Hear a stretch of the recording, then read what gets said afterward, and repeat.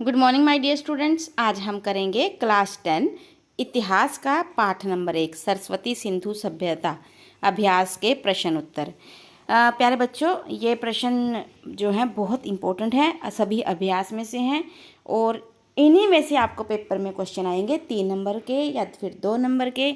और जो एक एक नंबर के क्वेश्चंस हैं वो हम आपके लिए 3 लेसन्स के बड़े तैयार करने के बाद आपको प्रोवाइड करवाएंगे, क्योंकि उनमें बहुत मेहनत लगती है। एक एक लाइन पढ़ के उनके प्रश्न तैयार करने पड़ते हैं।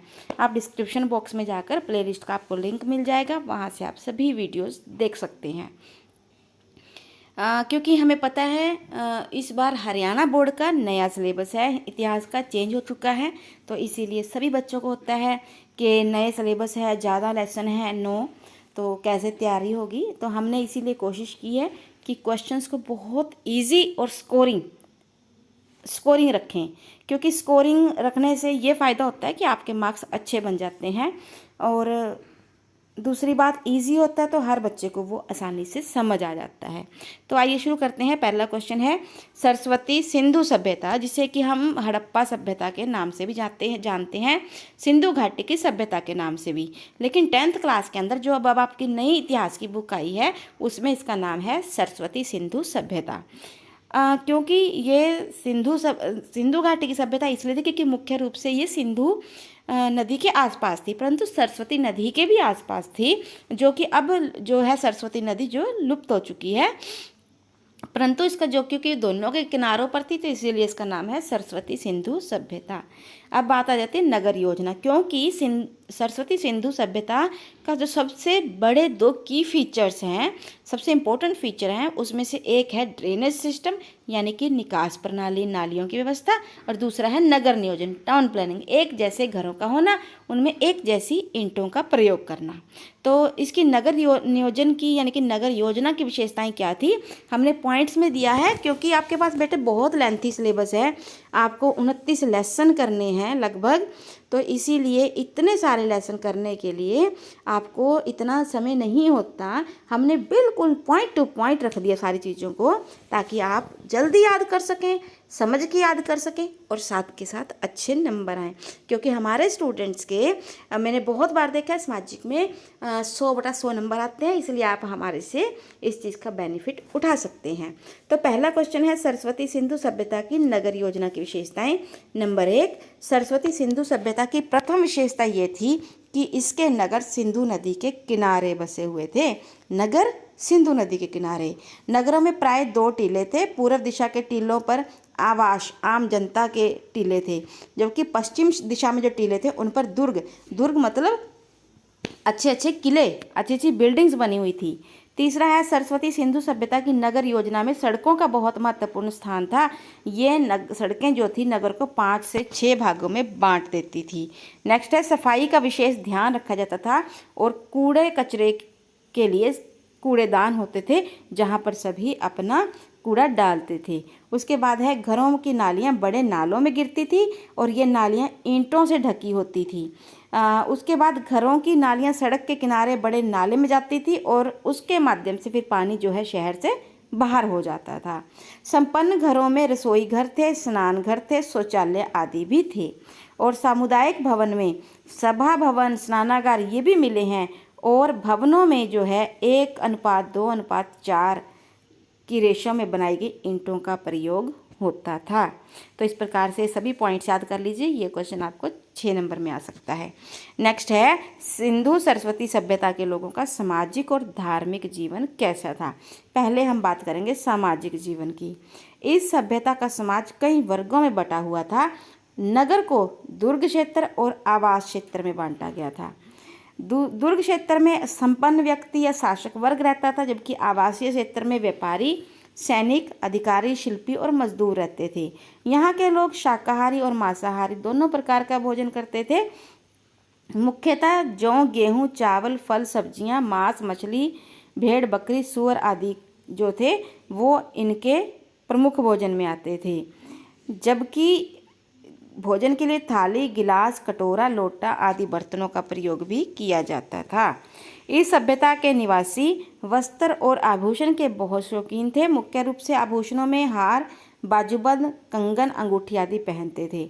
यहाँ के लोग मुख्य रूप से हाथी दांत के कंगे और तांबे के शीशों का प्रयोग करते थे। स्त्रियां सिंदूर आदि भी लगाती थी। अगर हम मनोरंजन की बात करें, शतरंज खेलना और नृत्य इनके मनोरंजन के प्रमुख साधन थे। सरस्वती सिंधु सभ्यता के लोग शिकार के भी शौकीन थे। बच्चों के मनोरंजन के लिए खिलौने थे, गाड़ियाँ थी, इवन के सीटियाँ भी मिली हैं। उसके बाद है धार्मिक जीवन, यानी कि धर्म से जुड़ा हुआ जीवन कैसा था। ये लोग मातृ देवी, मातृ शक्ति की पूजा करते थे, जिसके साक्ष्य हमें नारी की मिट्टी के रूप में बनी मूर्तियाँ मिली हैं और मोहरों पर नारी आकृति के अंकन से मिलते हैं। उसके बाद है इन मूर्तियों पर धुएं के निशान भी मिले हैं, जिससे पता चलता है कि मातृशक्ति की उपासना इस सभ्यता में सबसे ज़्यादा प्रमुख थी। फिर है पशुपति शिव की उपासना भी सिंधु घाटी सभ्यता में की जाती थी। मोहनजोदड़ो से प्राप्त एक मोहर पर एक सींग वाले 3 मुखी पुरुष को सिंहासन पर योग मुद्रा में बैठे दिखाया गया है, जिसको इतिहासकार बताते हैं कि ये पशुपति शिव की मूर्ति है। इस सभ्यता के लोगों के द्वारा शिवलिंग की पूजा भी की जाती थी। सरस्वती सिंधु सभ्यता के लोग पशु पूजा और वृक्ष पूजा के प्रमाण भी मिलते हैं। पशु पूजा में मुख्यतः ये एक सींग वाले पशु और कुब्बड़ वाले बैल की पूजा करते थे। और अगर वृक्षों की बात करें तो पीपल आदि की पूजा इनमें मुख्य थी। उसके बाद है सरस्वती सिंधु सभ्यता की आर्थिक संरचना, जिसे हम ये भी कह सकते हैं कि आर्थिक जीवन कैसा था। देखिए, हमने सामाजिक जीवन कर लिया, धार्मिक जीवन कर लिया, अब हम करेंगे सामाजिक जीवन। इस सभ्यता के आर्थिक जीवन में कृषि का अत्यंत महत्वपूर्ण स्थान था। इस सभ्यता में जो क्षेत्र था, यानी कि भूमि बहुत उपजाऊ थी। यहाँ के लोग मुख्य रूप से गेहूँ, जौ, मूंग, मसूर, मटर, सरसों आदि की खेती करते थे। उसके बाद है मेहरगढ़ से प्राप्त हुई हैं पत्थर की द्रांति, कालीबंगा से जुते हुए खेत के निशान, बनावली से हल्का नमूना ये बताते हैं कि यहाँ पर उच्च स्तरीय कृषि होती थी। इस सभ्यता में बैल, गायें, भैंस, भेड़, बकरी, कुत्ता, गधे और सूअर प्रमुख रूप से पाले जाते थे। इनका उपयोग दूध, मांस, खाल और ऊन के लिए किया जाता था। उद्योग धंधे भी इस सभ्यता में मिले हैं, इस सभ्यता से मिले, जैसे कि मिट्टी के बर्तन, ईंट उद्योग, शिल्प और वस्त्र उद्योग यहाँ पर बहुत ही ज़्यादा विकसित और प्रचलित थे। व्यापारिक लोगों का समूह का उदय भी हो चुका था। आंतरिक और विदेशी व्यापार जल और थल दोनों मार्गों से होता था, और जो स्थल मार्ग से होने वाला व्यापार था उसके लिए बैलगाड़ियों का प्रयोग किया जाता था।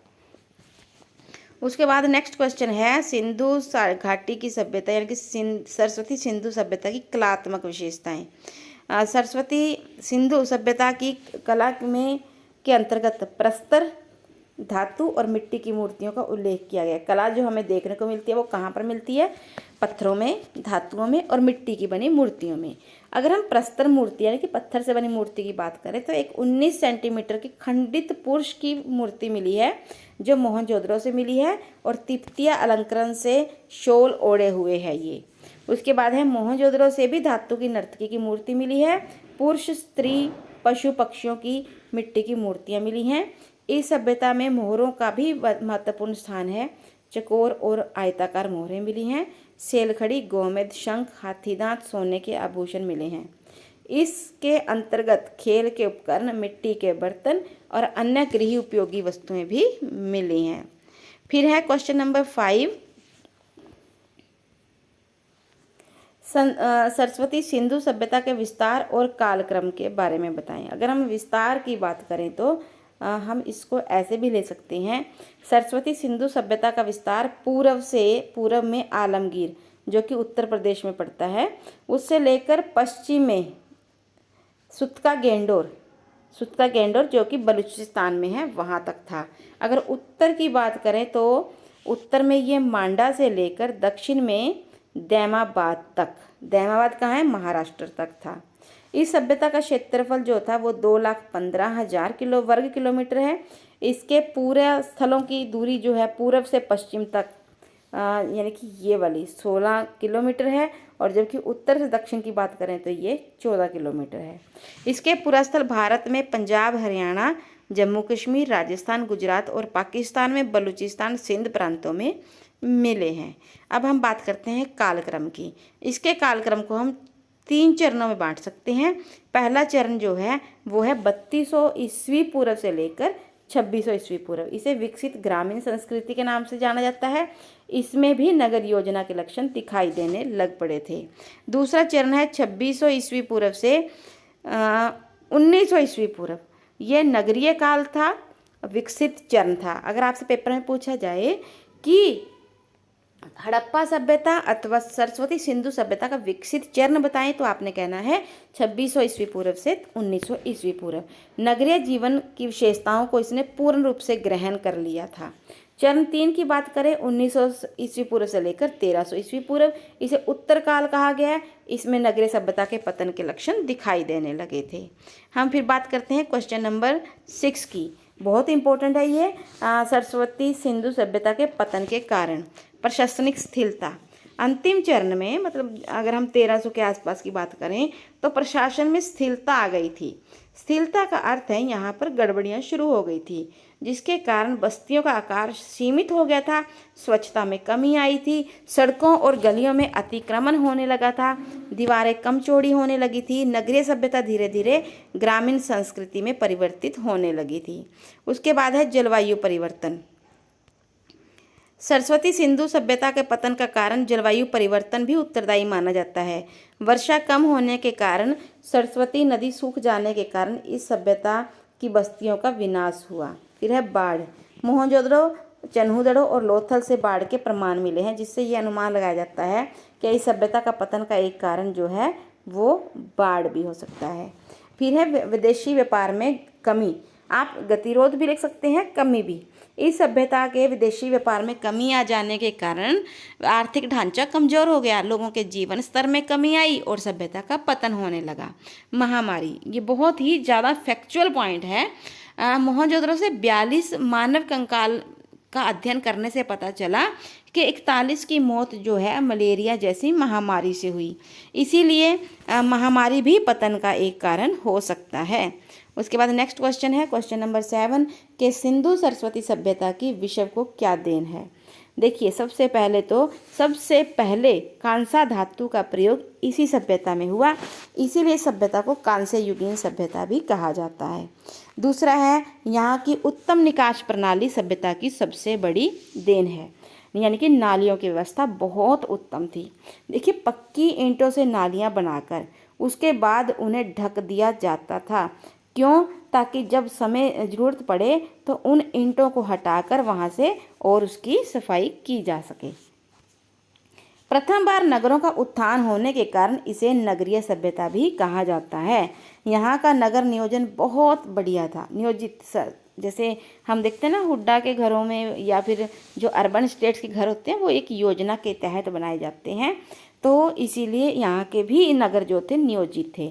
मोहनजोदड़ो के से प्राप्त एक मोहर पर पुरुष की आकृति मिली है जो पद्मासन मुद्रा में है। इससे पता लगता है कि ये लोग योग में भी विश्वास रखते थे।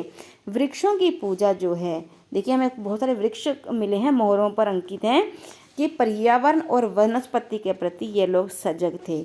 अनाज के संग्रहण करने का तरीका भी इनके द्वारा ही उपलब्ध कराया गया, क्योंकि हमें मोहनजोदड़ो से एक अन्नागार मिला है जिसमें 27 कमरे हैं और इतिहासकारों का मानना है कि इस जो अन्नागार का प्रयोग है वो अनाज को स्टोर करने के लिए किया जाता था। उसके बाद है द्रांति, जुते हुए खेत, हल्का नमूना।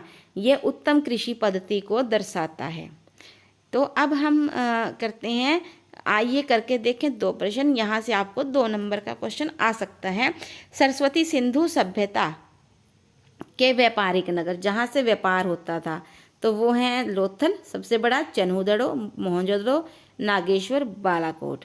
और अगर हम हरियाणा की बात करें तो बनावली, राखीगढ़ी और मिताथल, ये हड़प्पा सभ्यता के पूरा स्थल हैं। इसके साथ ही प्यारे बच्चों, हमारा इस लेसन के अंदर जो हमने आपको अभ्यास के प्रश्न करवाए हैं, इन्हीं में से आपको पेपर में 2 नंबर, 3 नंबर और 6 नंबर के क्वेश्चन आएंगे। आप बस इतने ही कर लीजिए, यही सफिशिएंट है। स्कोरिंग है, आसान भाषा में है, आपको जल्दी से समझ भी आ जाएंगे। मिलते हैं जल्दी अपनी नेक्स्ट वीडियो में, नए लेसन की वीडियो में। Thank you so much. Have a nice day. God bless you.